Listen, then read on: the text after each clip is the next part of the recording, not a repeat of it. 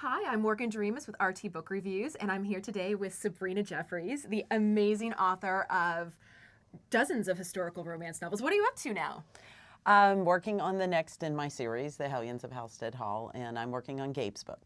Gabe. And that's something that we can tell from Minerva's story, because we do get a little bit of Gabe in there. We get a little bit of the tension, the action going on. Right. But we're here today to talk about Minerva because her book is coming out, and she is a complete fan favorite. You must get so many emails. Oh, I know yes. at the RT offices, we actually hear a lot about her. Yes, I get, I'm looking forward to Jared's book, but I really can't wait till Minerva's book. It's like, it's going to be okay, really. You'll like Jared's. I mean, I feel like poor Jared got, set aside. It's like everybody wants Minerva's book. Everybody wants Minerva's book. And it's not hard to know why, because as everyone knows, in the Hellion series, the grandmother has made an ultimatum that they don't get, all of the Sharpe children do not get their inheritance right. unless they all get married. So one by one, you're matching them off. And so Minerva, in her Hellionness, decides to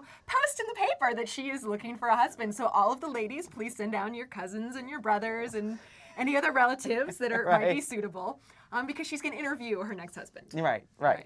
And actually, the funny thing about that is, and I know people are going to think it's outrageous and it would never happen in the period, I got it from a period advertisement where someone actually said advertising for a husband. And now, of course, that person was not a lady. She was, but she was obviously genteel. And she was like, and she listed her requirements and everything. So I was like, okay, well, I like that. I'm going to do that. Well, I think it really goes to show her personality. She is so take charge. Yes. She's so, like, if she's not in control of something, she'll rustle it to the ground and get control of it. Yes, exactly. Can you tell me where the inspiration for her character came I from? have no idea. I was writing Stoneville's book and she showed up, and I remember very clearly where she just separated from the pack, because he walks in and he's talking, and she's giving him the little admonishment about Maria and how he has to be careful with her, and then he gives her some, just stay out of it, very dark, typical hero thing, and her response is, I know you're my scary big brother, and she waves her hands. I went, where did that come from?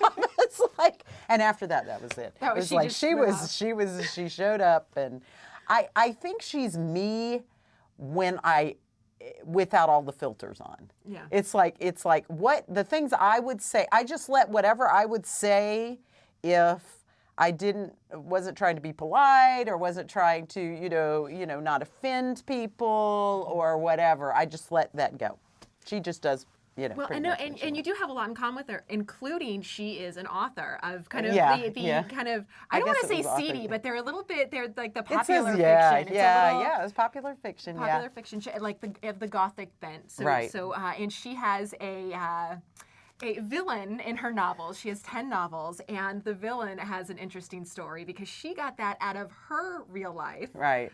We see her and Giles, they've known each other for her entire life. Yeah, right. In the prologue, we see them, she's 9 years old and just lost her parents, and he kind of takes her by the hand, and we see that. Then we see them again when she's just coming out, and they have a bit of a misunderstanding. And then we see her in her late 20s when the story actually takes place. So we do see... and when they have that misunderstanding, she doesn't take it so well. So she decides to use him as her villain. As her villain. And not everyone knows it, but he does. And I don't know. She gives enough details for him to know that it's him. Right. And but she never thinks he'll read the books.